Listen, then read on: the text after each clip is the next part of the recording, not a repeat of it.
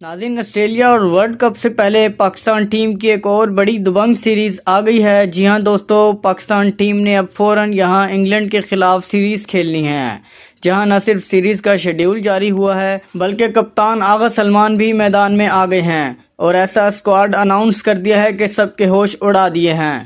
بھائی صاحب، یہ تبدیلیاں اب ہو کر رہیں گی۔ اگر مجھے کپتان رہنا ہے تو میں یہی تبدیلیاں کروں گا۔ جی ہاں دوستو، بتاتے چلیں کہ آغا سلمان نے انگلینڈ کے خلاف بڑی اور دبنگ سیریز کے لیے پاکستان ٹیم کا انوکھا اسکواڈ اناؤنس کر دیا ہے۔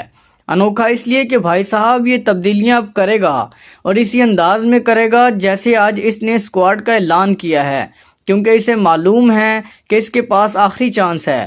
اگر یہ سیریز جیت گیا تو نہ صرف ورلڈ کپ کے لیے ایک اچھی ٹیم لے کر جائے گا بلکہ کپتان بھی وہی رہے گا۔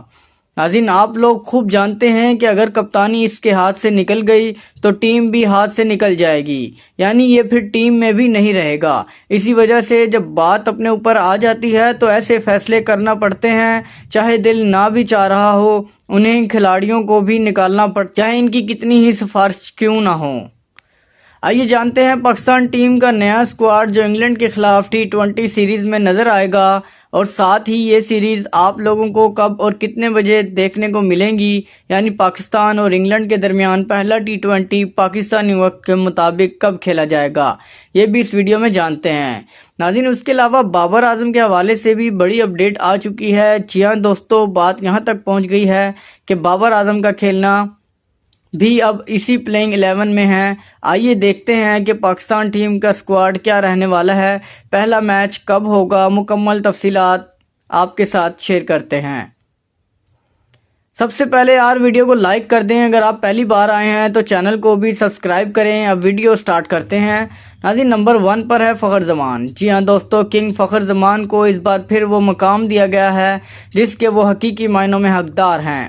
فخر زمان وہ بیٹسمین ہیں جو جب فارم میں آئے تو تنہائی میں میچ کا رخ بدل دیتے ہیں۔ وہ وہی کھلاڑی ہیں جو مخالف ٹیم کے تمام پلانز کو توڑ کر رکھ دیتا ہے۔ فخر کی خوبی یہی ہے کہ وہ کام کر جاتے ہیں جس کا کوئی سوچ بھی نہیں سکتا۔ بارہا ایسا ہوا ہے کہ میچ تقریباً حریف کے ہاتھ میں ہو اور فخر زمان اچانک منظر بدل کر رکھ دیں، اس لیے انہیں نمبر 1 پر رکھنا بالکل غلط فیصلہ نہیں بلکہ ٹیم کی ریڑھ کی ہڈی کو مضبوط کرنے کا اقدام ہے۔ ناظرین، نمبر 2 پر ہیں صاحبزادہ فرحان، پاکستان کا ابھرتا ہوا فیوچر اسٹار۔ اس وقت جو بڑی ٹیمیں ہیں وہ واقعی اس نوجوان سے ڈری ہوئی ہیں۔ اس کی وجہ یہ ہے کہ فخر نے بین الاقوامی لیول کے بولرز کے خلاف ابھی تک جو بیٹنگ دکھائی ہے اس نے ان کے پورے سافٹ ویئر کو ہلا کر رکھ دیا ہے۔ یہ بیٹسمین کسی بھی اسپیل کو بریک کر سکتا ہے، کسی بھی رفتار پر شاٹ کھیل سکتا ہے اور کسی بھی وقت میچ کا مومنٹم بدل سکتا ہے، اس لیے اسے اس سیریز میں ایک بڑے کردار کے طور پر شامل کیا گیا ہے۔ ناظرین، نمبر 3 پر شامل کیا گیا ہے معاذ صداقت کو۔ شاید بہت سے لوگ اس فیصلے پر حیران ہوں، مگر ٹیم مینجمنٹ کے لیے یہ کوئی غیر معمولی بات نہیں۔ آغا سلمان نے خود کہا ہے کہ معاذ صداقت کو اس سیریز میں پورا موقع دیا جائے گا۔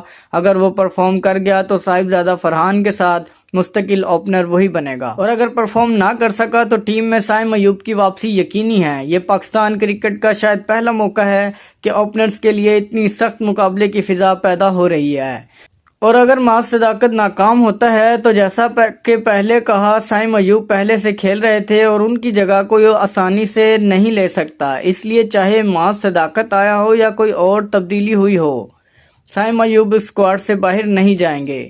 دوسری طرف بابر اعظم بھی اس اسکواڈ میں شامل ہیں، مگر ان کے لیے یہ سیریز فیصلہ کن حیثیت رکھتی ہے۔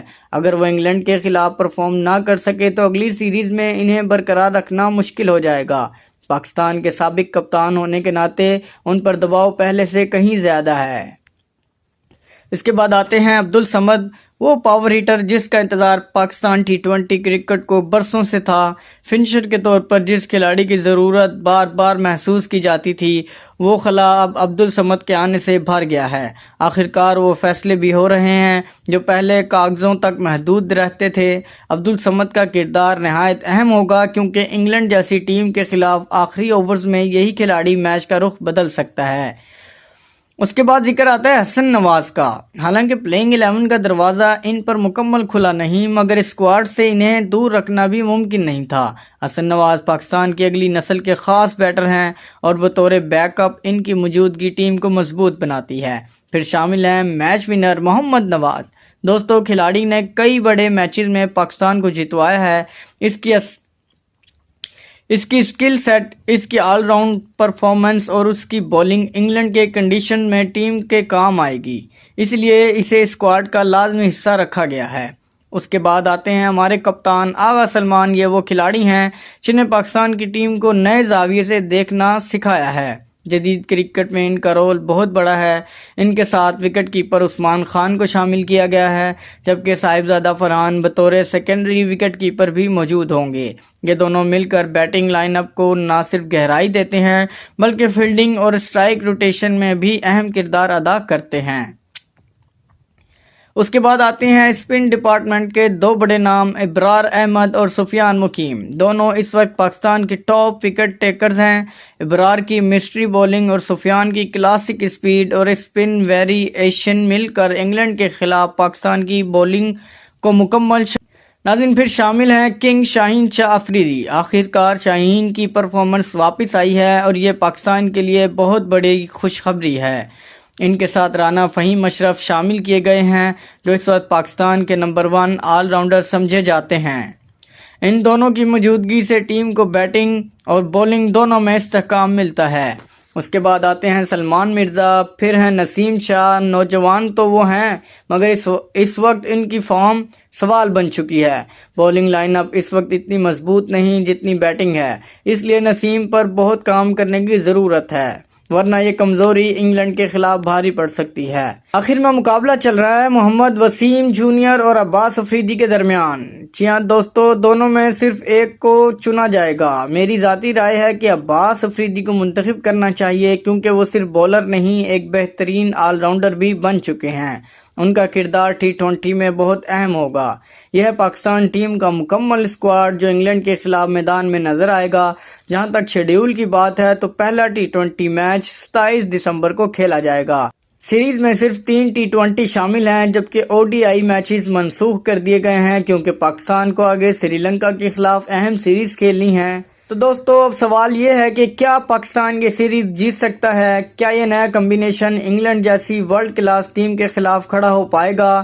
اپنی رائے اور پیش گوئی نیچے کامنٹ سیکشن میں ضرور دیجیے گا۔